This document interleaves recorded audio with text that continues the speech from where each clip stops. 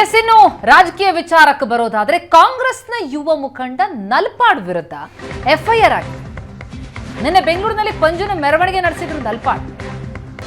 ಅಸ್ಸಾಂನಲ್ಲಿ ರಾಹುಲ್ ಗಾಂಧಿ ಯಾತ್ರೆಗೆ ಅಡ್ಡಿಯಾದದ್ದನ್ನ ಖಂಡಿಸಿ ಇಲ್ಲಿ ಪ್ರತಿಭಟನೆ ನಡೆಸಿದ್ರು. ಬೆಂಗಳೂರಿನಲ್ಲಿ ರಾಹುಲ್ ಗಾಂಧಿ ಪರವಾಗಿ ಕಾಂಗ್ರೆಸ್ ಪ್ರತಿಭಟನೆ ನಡೆಸಿತು. ಪಂಜಿನ ಮೆರವಣಿಗೆ ಅದು. ಈ ಹಿನ್ನೆಲೆ ನಲ್ಪಾಡ್ ಸೇರಿದಂತೆ 25 ಮಂದಿಯ ವಿರುದ್ಧ ಕೇಸ್ ದಾಖಲಾಗಿದೆ. ಸಾರ್ವಜನಿಕ ಸಂಚಾರ ಕಡ್ಡಿಪಡಿಸಿದ್ರು, ಅಕ್ರಮವಾಗಿ ಜಮಾವಣೆಯಾದ್ರು, ಮೈಕ್ ಮೂಲಕ ಅನೌನ್ಸ್ಮೆಂಟ್ ಆಯಿತು, ಸಾರ್ವಜನಿಕ ತೊಂದರೆ ಆಯಿತು ಅನ್ನುವಂತಹ ಕಾರಣಕ್ಕಾಗಿ ಕಾಂಗ್ರೆಸ್ ಭವನದ ಬಳಿ ಅಕ್ರಮವಾಗಿ ಗುಂಪು ಸೇರಿಸಿ ಪ್ರತಿಭಟನೆ ನಡೆಸಿದ್ರು ಅನ್ನೋ ಕಾರಣಕ್ಕಾಗಿ ಈಗ ಹೈಗ್ರೌಂಡ್ ಪೊಲೀಸ್ ಠಾಣೆಯಲ್ಲಿ ಎಫ್ಐಆರ್ ದಾಖಲಾಗಿದೆ. ಇನ್ಸ್ಪೆಕ್ಟರ್ ಭರತ್ರಿಂದ ಸ್ವಯಂ ಪ್ರೇರಿತ ದೂರು ದಾಖಲು. ಎಫ್ಐಆರ್ನಲ್ಲಿ ಮೊಹಮ್ಮದ್ ನಲ್ಪಾಡ್ ಮೊದಲನೇ ಆರೋಪಿಯಾಗಿ ಉಲ್ಲೇಖ ಆಗಿದೆ.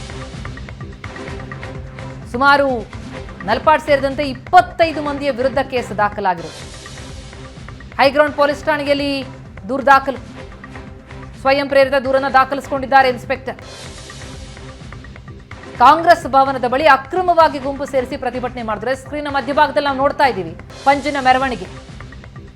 ಈ ಘಟನೆ ಕುರಿತಾಗಿ ಇನ್ನಷ್ಟು ಡೀಟೇಲ್ಸ್ ಕೊಡ್ತಾರೆ ನಮ್ಮ ರಿಪೋರ್ಟರ್ ಕಿರಣ್ ಈಗ ಸಂಪರ್ಕದಲ್ಲಿದ್ದಾರೆ. ಕಿರಣ್, ಪಂಜಿನ ಮೆರವಣಿಗೆ ನಡೆಸಿ ಪ್ರತಿಭಟನೆಯನ್ನು ನಡೆಸಿತು ಕಾಂಗ್ರೆಸ್. ಆ ವಿಚಾರಕ್ಕೆ ಸಂಬಂಧಪಟ್ಟಂತೆ ಈಗ ಎಫ್ಐಆರ್ ಆಗಿದೆ.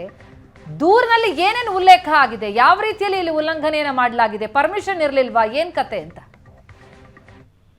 ಖಂಡಿತ ಪ್ರತಿಮಾ, ಬೆಂಗಳೂರಿನ ಅಲ್ಲಿ ಯುವ ಮುಖಂಡ ನಲ್ಪಾಡ್ ಸೇರಿದಂತೆ 25 ಮಂದಿ ವಿರುದ್ಧ ಎಫ್ಐಆರ್ ದಾಖಲಾಗಿರ್ತಕ್ಕಂಥದ್ದು.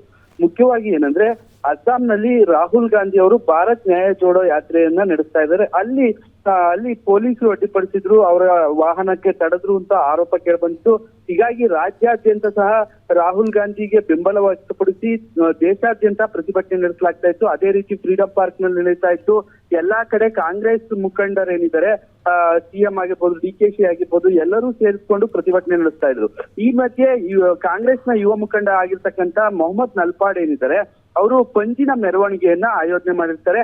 ಈ ಹಿನ್ನೆಲೆಯಲ್ಲಿ ಬೆಂಗಳೂರಿನ ಅವರ ಕಾಂಗ್ರೆಸ್ ಕಚೇರಿ ಏನಿದೆ, ರೇಸ್ ಕೋರ್ಸ್ ನಲ್ಲಿರ್ತಕ್ಕಂಥ ಕಾಂಗ್ರೆಸ್ ಕಚೇರಿ ಮುಂದೆ ಮೆರವಣಿಗೆ, ಪ್ರತಿಭಟನೆ ಮತ್ತೆ ಪಂಜಿನ ಮೆರವಣಿಗೆಯನ್ನ ಇಟ್ಕೊಂಡಿರ್ತಾರೆ.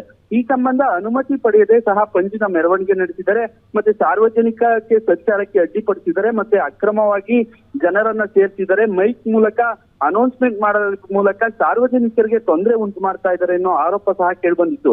ಈ ಬಗ್ಗೆ ಯಾವುದೇ ರೀತಿ ಅನುಮತಿ ತೆಗೆದುಕೊಳ್ಳದಲೆ, ಪೊಲೀಸರ ಅನುಮತಿ ಇಲ್ಲದಲೇ ಸಹ ಪ್ರತಿಭಟನೆ ಮೆರವಣಿಗೆ ಮಾಡಿರೋದು. ಅದರಲ್ಲೂ ರಾತ್ರಿ ವೇಳೆ ಪಂಜಿನ ಮೆರವಣಿಗೆ ಮಾಡಿ ಮೈಕ್ ಹಾಕೊಂಡು ದೊಡ್ಡದಾಗಿ ಅನೌನ್ಸ್ಮೆಂಟ್ ಮಾಡ್ತಾ ಇದ್ರು. ಹೀಗಾಗಿ ಸಾರ್ವಜನಿಕರಿಗೆ ತೊಂದರೆ ಉಂಟು ಮಾಡಿರೋದು ಮತ್ತೆ ಅಕ್ರಮವಾಗಿ ಜಮಾವಣೆಗೊಂಡಿರೋದನ್ನ ಕನ್ಸಿಡರ್ ಮಾಡಿರ್ತಕ್ಕಂಥ ಪೊಲೀಸರು ಹೈಗ್ರೌಂಡ್ ಪೊಲೀಸ್ ಠಾಣೆಯಲ್ಲಿ ಇನ್ಸ್ಪೆಕ್ಟರ್ ಭರತ್ ಅವರು ದೂರು ಕೊಡ್ತಾರೆ. ಆ ದೂರಿನನ್ವಯ ಸಬ್ ಇನ್ಸ್ಪೆಕ್ಟರ್ ಆಗಿರ್ತಕ್ಕಂಥ ಪ್ರಕಾಶ್ ಒಂದು ಪ್ರಕರಣವನ್ನ ದಾಖಲಿಸಿರ್ತಕ್ಕಂಥದ್ದು. ಅದರಲ್ಲಿ ಮುಖ್ಯವಾಗಿ ಮೆನ್ಷನ್ ಮಾಡಿರ್ತಕ್ಕಂಥದ್ದು, ಮೊಹಮ್ಮದ್ ನಲ್ಪಾಡ್ ಮತ್ತೆ ಇತರರು ಏನಿದ್ದಾರೆ, ಇವರೆಲ್ಲರೂ ಸಹ ಗುಂಪುಗೊಟ್ಕೊಂಡು ದೊಡ್ಡದಾಗಿ ಅನೌನ್ಸ್ಮೆಂಟ್ ಮಾಡ್ಕೊಂಡು ಪಂಜಿನ ಮೆರವಣಿಗೆಯನ್ನು ನಡೆಸ್ತಾ ಇದ್ರು. ಇದು ಕಾನೂನು ಭಂಗ ಆಗಿರ್ತಕ್ಕಂಥದ್ದು. ಮತ್ತೆ ಅನುಮತಿ ಇಲ್ಲದಲೇ ಸಹ ಯಾವುದೇ ರೀತಿ ಪ್ರತಿಭಟನೆ ಮಾಡೋದಿಲ್ಲ. ಈಗಾಗಲೇ ಹೈಕೋರ್ಟ್ ಸೂಚನೆ ಕೊಟ್ಟಿದೆ, ಫ್ರೀಡಂ ಪಾರ್ಕ್ ನಲ್ಲಿ ಮಾತ್ರ ಪ್ರತಿಭಟನೆ, ಮೆರವಣಿಗೆ ಎಲ್ಲವನ್ನೂ ಮಾಡಬೇಕು.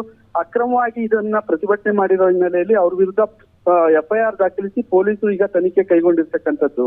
ಥ್ಯಾಂಕ್ ಯು ಕಿರಣ್ ತಮ್ಮ ಮಾಹಿತಿಗೆ.